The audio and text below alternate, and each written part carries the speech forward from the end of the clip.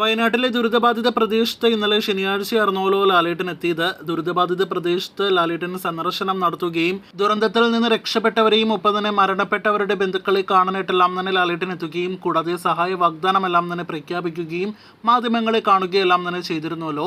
മുംബൈയിലെ ബറോസിന്റെ ജോലി തിരക്കുകളിൽ നിന്നെല്ലാം തന്നെ ആയിരുന്നു ലാലേട്ടൻ ദുരിതബാധിത പ്രദേശത്ത് വയനാട്ടിലെത്തിയത്. ഇപ്പോഴത്തെ വയനാട് സന്ദർശനം പൂർത്തിയാക്കിയതിനു ശേഷം ഇന്ന് ലാലേട്ടൻ വീണ്ടും തിരിച്ച് മുംബൈയിലേക്ക് എത്തപ്പെട്ടിരിക്കുകയാണ്.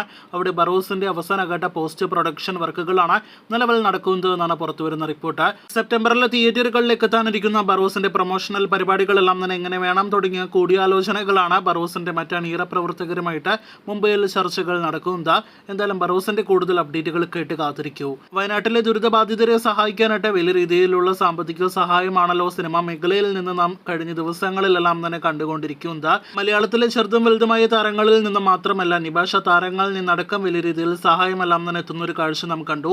ഇന്നിപ്പോഴത്തെ വന്ന റിപ്പോർട്ടുകൾ പ്രകാരം ചിരഞ്ജീവിയും ഒപ്പം തന്നെ രാം ചരണും ചേർന്ന് 1 കോടി രൂപയാണ് മുഖ്യമന്ത്രിയുടെ ദുരിതാശ്വാസ നിധിയിലേക്ക് നൽകിയിരിക്കുന്നത്. മലയാളികളുടെ പ്രിയപ്പെട്ട മറ്റൊരു തെലുഗു ഭാഷാ താരം അല്ലു അർജുൻ 25 ലക്ഷം രൂപയാണ് മുഖ്യമന്ത്രിയുടെ ദുരിതാശ്വാസ നിധിയിലേക്ക് നൽകിയിരിക്കുന്നത്.